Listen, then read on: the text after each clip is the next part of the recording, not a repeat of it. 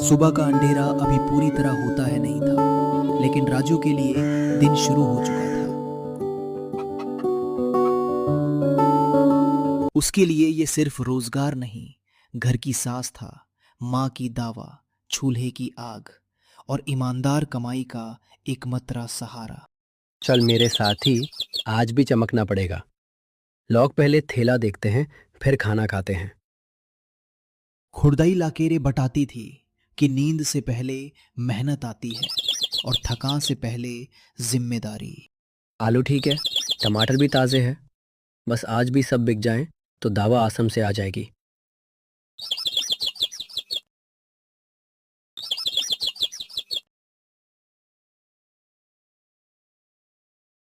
अरे राजू भैया, तुम तो मुर्जे से भी पहले उठ जाते हो। मंदी वाले भी तुमसे सीख लें। सीखने लायक कुछ नहीं, बस पेट और जिम्मेदारी दोनों अलार्म से तेज उठाते हैं। और तुम्हें हरी भाजी की खुशबू तो लोगों को बिस्तर से खींच लाती है। खुशबू से भी ज्यादा जरूरी है कि प्लेट में धोखा ना हो। कम कमाई चलेगी, बीमारी नहीं। राजू की दुनिया छोटी थी मगर साफ थी। ना बड़े सपनों की चमक, ना शिकायतों का शोर, बस इतना कि दिन भर की कमाई शाम तक दावा और रोटी में बदल जाए। जब बाजार के शटर आधे उठे थे, तब तक राजू की तैयारी आधी नहीं, लगभग पूरी हो चुकी थी। चलो अब असली काम। आज तवा ठंडा नहीं पड़ना चाहिए। तभी बाहर सीमा तय आती है। राजू बेटा, एक प्लेट जल्दी बना दे, बच्चे को स्कूल छोड़ना है। लेकिन तेरी भाजी खाए बिना मन नहीं मानता। अभी बनाता हूँ, सीमा तय। आपके लिए थोड़ी काम तीखी, ऊपर से मक्खन ज़्यादा। तुझे सब याद रहता है, बस अपनी थकान याद नहीं रहती।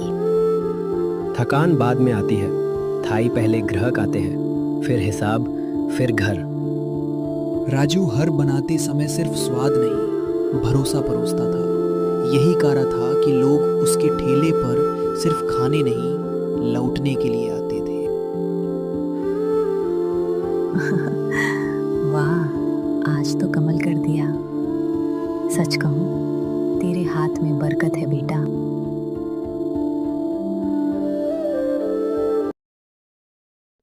राजू, मेरे लिए 2 पाव एक्स्ट्रा सेकना।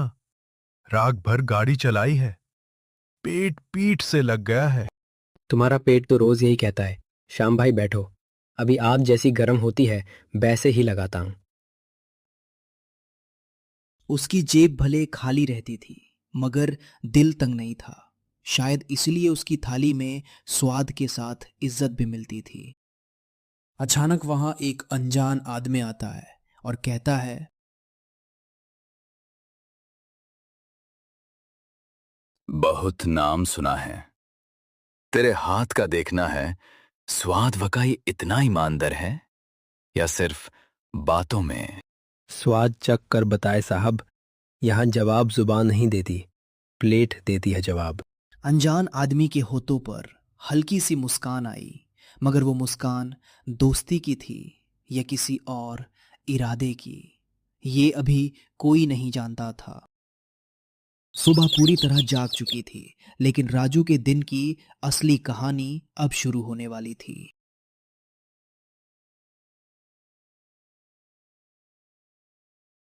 रामपुर गांव की सुबह हमेशा की तरह शांत थी। रामू अपने ठेले पर गरम गरम समोसा टाल रहा था। आओ भाई, गरम गरम समोसा, सिर्फ 10 रुपए का एक समोसा।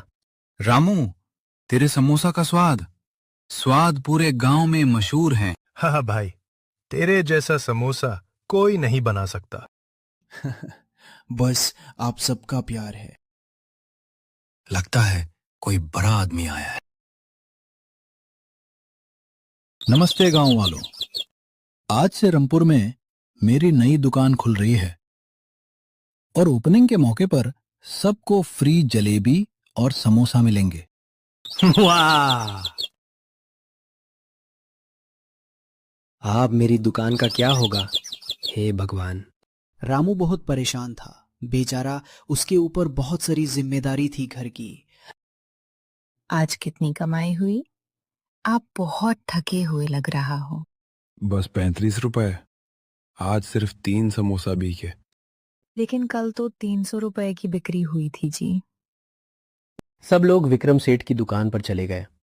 उन्होंने अपनी नई दुकान खोली है और फ्री में समोसा और जलेबी रखी थी। रात को विक्रम सेठ अपने घर में बैठा होता है। सेठ जी, रामू का धंधा लगभग बंद हो गया। लगभग? मुझे पूरी तरह बंद चाहिए। कल सुबह पूरा गांव रामू से नफरत करेगा। मैं समझ गया सेठ जी। हर दिन की तरह सुबह रामू ठेला लगाता है। अचानक भीड़ जमा हो जाती है। रामू नीचे देखता है। ठेले के पास एक मरा हुआ छी, शर्म नहीं आती? ऐसा खाना खिलाते हो? नहीं, मैं कसम खाता हूं, मुझे कुछ नहीं पता। ये कहाँ से आया है? उसने सभी को समझाया, लेकिन कोई बात नहीं मानता। सभी लोगों ने उसे बहुत भला बुरा कहा और वहां से निकल दिया। उस रात रामू के घर में सिर्फ 2 रोटियां बची थी। रामू, बस इतनी ही रोटियां बची हैं।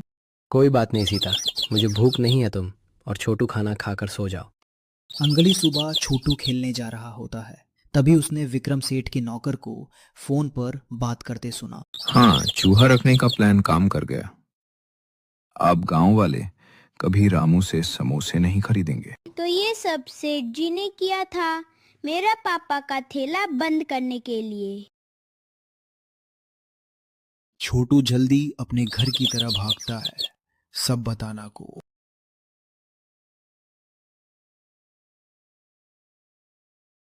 पापा, सेठ जी ने झूठा इल्जाम लगवाया है हमारी रोजी रोटी बंद करने के लिए। मुझे पहले से ही शक था। मैं सबूत लाऊंगा और सबको बताऊंगा आप गलत नहीं हैं। नहीं बेटा, ये बड़े लोग हैं, हम इनका कुछ नहीं कर सकते हैं। गांव में कुछ बच्चे छोटू का मजाक उड़ा रहे होते हैं। बेचारा छोटू सब चुपचाप सुन रहा होता है।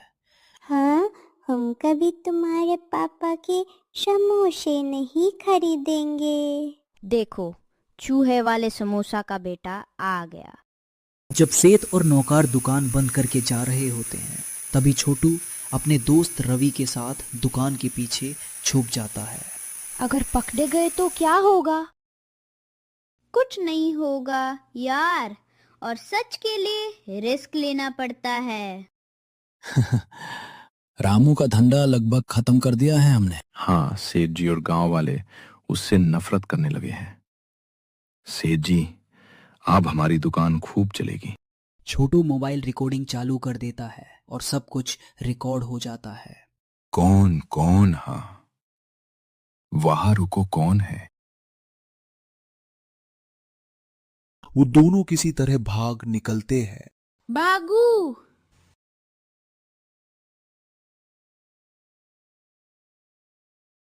घर पहुंचकर छोटू रिकॉर्डिंग देखने लगता है। अचानक उसके होश उड़ जाते हैं। मेरा फोन कहाँ गया? शायद भागता वक्त मोबाइल कहीं गिर गया है। हे भगवान, इतनी मेहनत से लाया था। अगली सुबह विक्रम रामू के पास आता है। रामू, ठेला बेच ले मुझे, तेरा पास अच्छा मौका है। नहीं सेठ जी, ये मेरी रोजी रोटी का साधन है, मैं नहीं बेच सकता इसको। देख ली रामू, मैं तुझे 50,000 रुपए दूंगा, फिर पछताना मत। वैसे वे तेरा ठेला अब चल वे नहीं रहा है। मैं भूखा रह सकता हूँ, पर वो ठेला नहीं बेच सकता। सेठ वहां से चला जाता है। वो बहुत लालची इंसान था। अब कोई नई योजना बना रहा था। उस रात तेज आंधी और बारिश आती है। रामू का थैला वहां दुकान के पास रखा होता है। तभी कुछ आदमी चुपके से आते हैं और थैला तोड़ने लगते हैं।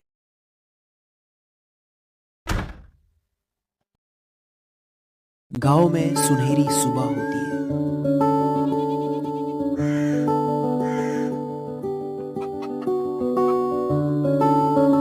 सुबह ठेला पूरी तरह टूट चुका होता है। हमारी सारी मेहनत अब क्या होगा हे भगवान।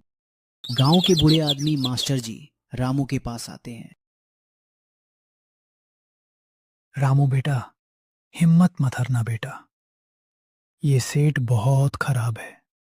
अब कुछ नहीं बचा मास्टर जी, और मेरा पास सेठ के खिलाफ कोई सबूत नहीं है, और उसने मेरा ठेला का ये हाल कर दिया। भगवान पर भरोसा रखो, सब ठीक हो जाएगा। इसी तरह दिन बीत गए, पर एक दिन छोटू जब घर जा रहा था तभी उसे रास्ते में एक मोबाइल फोन दिखता है। वो वही मोबाइल फोन था जो उस रात खो गया था। छोटू रिकॉर्डिंग चेक करता है, वीडियो बिल्कुल सेफ था। वो बहुत खुश हुआ। पापा, सबूत मिल गया उस सेठ के खिलाफ। सच? पर कैसा सबूत और कहां से आया है? छोटू ने सब कुछ बताया कि किस तरह वो सेठ के खिलाफ सबूत लाया था उस रात। चल बेटा, पंचायत के पास।